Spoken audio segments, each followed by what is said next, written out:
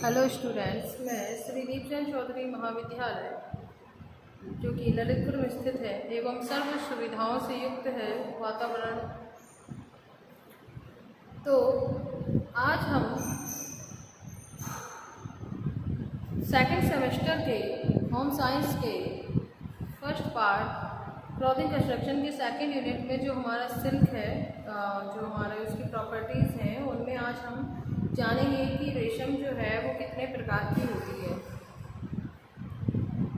तो मैंने रेशम का उत्पादन आपको बता दिया कि इसमें किस तरीके से जो है किया जाता है। और नेक्स्ट में आपको रेशम के जितने भी टाइप्स होते हैं वो मैं आपको बताने वाली हूँ, क्योंकि एग्ज़ाम में आपसे पूछा जा सकता है कि रेशम कितने टाइप्स की होती है और इसमें कौन कौन से आते हैं, और इनकी पूरा मैं एक्सप्लेन करूँगी आपको। तो सबसे पहले जो सिल्क है वो हमारे मिस्र जो देश था वहाँ से इसका उत्पादन स्थान है, और वर्तमान में जापान का प्रथम स्थान है और भारत का चौथा स्थान है। ये चीज़ें आप ध्यान रखना है, ये क्वेश्चन आपसे मोस्टली पूछे जा सकते हैं। अब बात करते हैं कि रेशम कितने प्रकार की होती है। तो रेशम होती है हमारी दो प्रकार की, एक होती है हमारी स्वनिर्मित रेशम और एक होती है हमारी उत्पादित रेशम। तो जो स्वनिर्मित रेशम है इसमें भी 3 टाइप्स के होते हैं, जैसे एक मूंगा रेशम हो गई, अरंडी रेशम हो गई, टसर रेशम हो गई। इसके अलावा जो कल्टीवेटेड सिल्क होती है जिसे हम उत्पादित रेशम कहते हैं, इसमें हमारे एक लपेटा हुआ रेशम आता है और एक कता हुआ रेशम आता है। तो अब हम इसको डिटेल में जानेंगे कि स्वनिर्मित रेशम या जो जंगली रेशम वाइल्ड सिल्क होती है वो क्या होती है और ये कहाँ पाई जाती है।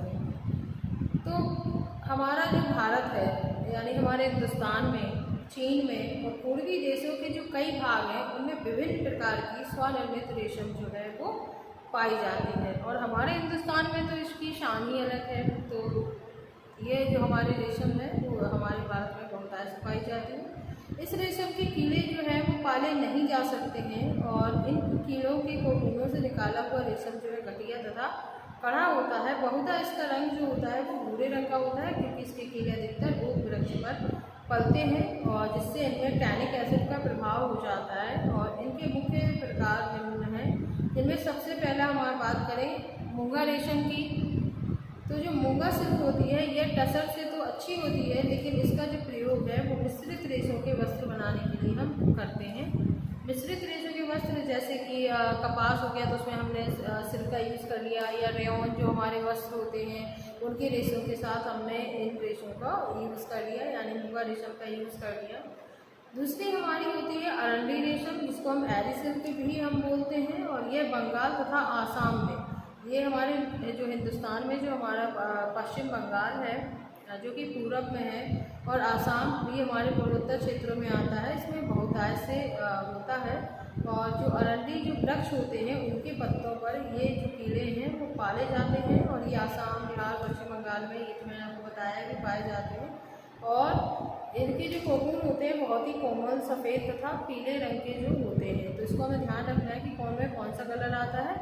तो जो मूंगा रेशम होती है उसका जो टसर से अच्छी होती है और इसका उपयोग मिश्रित रेशों के वस्त्र बनाने में किया जाता है। वहीं जो अरंडी वाली होती है वो वाले हमारे जो कि बंगाल और आसाम में सबसे ज़्यादा इनका यूज़ होता है, और ये बहुत ही कोमल सफ़ेद तथा पीले रंग की होती है। टसर रेशम की बात करें तो इसके जो कीड़े हैं वो ओक या बबूल के वृक्ष पर पाले जाते हैं, और इसका सर्वाधिक उत्पादन भारत व चीन में होता है। तो आपको ध्यान रखना है कि मूंगा जो रेशम है वो हमारे जो है वो टसर से अच्छी होती है, और अरंडी जो रेशम है वो अरंडी के वृक्ष पर पाले जाते हैं, और टसर जो रेशम होते हैं वो ओक या बबूल के वृक्ष पर जो है पाले जाते हैं। तो ये हो गए रेशम का पहला प्रकार की स्वनिर्मित रेशम क्या है, ये कहाँ पाई जाती है। इसके अलावा इनके 3 टाइप्स, मूंगा रेशम, अरंडी रेशम और टसर रेशम, ये आपने जान ली। अब बात करते हैं उत्पादित रेशम या कल्टीवेटेड सिल्क की बात करें तो ये क्या है, सफ़ेद गाढ़ा पदार्थ या मोम तथा रंगीन पदार्थों से क्या होता है, ढका रहता है, जो कि रेशम के कीड़ों द्वारा रेशम बनाते समय अपने शरीर से जो है वो स्राव करता है। और इस रेशम का जो कलर होता है वो काफ़ी हमारा ये है ब्राउन होता है, वाइट से लेकर ये लाइट येलो रंग तक का होता है, यानी ये भूरा होता है, सफ़ेद होता है और हल्का पीला सा रंग जो है होता है। किंतु जो इसके रंग होते हैं वो द्रव पदार्थों के होते हैं और कोकूनों को उबालने पर रेशम का जो रंग है वो सफ़ेद होता है। किंतु जब ये रंग द्रव पदार्थों का होता है, और ये कितने प्रकार की होती हैं, ये 2 टाइप्स की होती हैं। एक होता है रील्ड सिल्क और एक होता है स्पंज सिल्क। तो जो लपेटा हुआ हमारा सिल्क होता है, ये एक कैसा होता है, ये अविरल धागा होता है जिसकी लंबाई 250 से लेकर 1500 मीटर तक की होती है। इस बात को आपको ध्यान रखना है कि अगर क्वेश्चन आता है कि ऐसा कौन सा जो रेशम है जिसकी जो लंबाई है वो 250 से लेकर 1500 मीटर तक की होती है, तो आप बता सकते हो कि ये रीड सिल्क या लपेटा हुआ रेशम होता है। और लंबे रेशे को फिलामेंट कहते हैं, जो कि हमने आपको पहले भी बता चुकी हूँ। और ये आपको ध्यान भी रखना है कि जो लंबा रेशा होता है वो फिलामेंट कहलाता है, जो छोटा रेशा होता है वो हमारा क्या नाम से इसका क्या कहते हैं, जो हमारा लंबा रेशा होता है वो फिलामेंट कहलाता है और छोटे रेशे को हम स्टेपल कहते हैं। तो इसको आपको ध्यान रखना है, स्टेपल और फिलामेंट को। और धुलने और कंघी की आवश्यकता क्या होती है, जब ये लंबी जो रेशे होते हैं फिलामेंट, उनको हमें धुनाई नहीं करनी पड़ती है, साथ में कॉमिंग भी करनी नहीं पड़ती है, क्योंकि ये धागे इतने लंबे होते हैं कि इनको रील पर एक ही बार में हम चढ़ा देते हैं। और ये एक अकेला धागा इतना सूक्ष्म होता है और कई धागों को साथ मिलाकर जब हम रील पर चढ़ाते हैं तो इसका अंतिम सिरा आने पर उसमें नए धागे का सिरा भी जोड़ दिया जाता है और इस प्रकार से जो तैयार रीलों से वस्त्र बुना जाता है। क्योंकि जो कॉम्बिंग और जो आपकी धुनाई की जो प्रक्रिया होती है वो हमारे कपास के रेशों पर होती है, क्योंकि वो छोटे रेशे होते हैं, स्टेपल कहलाते हैं, और उनमें हमें इन दो परिसज्जा की आवश्यकता पड़ती है। वहीं पर हमारे ये लपेटे हुए सिल्क या रील पर नहीं पड़ती है, क्योंकि ये खुद ही अपने आप में एक लंबा धागा होता है। अब बात करें स्पंज सिल्क की कि कता हुआ रेशम जो है वो क्या कहलाता है, तो यह जो रेशम होती है वह अशुद्ध रेशम या वेस्ट सिल्क के नाम से जानी जाती है। यह एक ऐसी रेशम होती है जिसमें जो कोकून है उसे निकालकर लच्छी पर लपेटना संभव नहीं होता है। तो ऐसे रेशम ऐसे कोकूनों से प्राप्त किया जाता है जिन्हें फाड़कर कीड़े बाहर निकल आते हैं तथा कोकून को पर्याप्त मात्रा में हानि पहुंचा देते हैं। और ऐसे फटे हुए कोकूनों को मसाले में पकाकर उसका गोंद निकालने के उपरांत रुई की तरह धुनते हैं और इस धुनी हुई रेशम से ही धागा बनाते हैं और इसे ही हम क्या कहते हैं, कता हुआ रेशम। और लपेटे हुए रेशम की अपेक्षा जो कती हुई रेशम होती है उसकी अठन अधिक आवश्यकता होती है, क्योंकि इससे छोटे छोटे रेशे भी चिपके होते हैं, क्योंकि जो कोकून होता है उसमें से जो कीड़े होते हैं वो फाड़कर उसे बाहर निकल आते हैं। इस वजह से वो खराब हो जाता है और उसमें छोटे भी जो रेशे हैं वो रह जाते हैं। और ऐठन देने से रेशम की चमक है वो नष्ट हो जाती है। इसी कारण कते हुए रेशम की अपेक्षा लपेटे हुए रेशम में अधिक चमक होती है।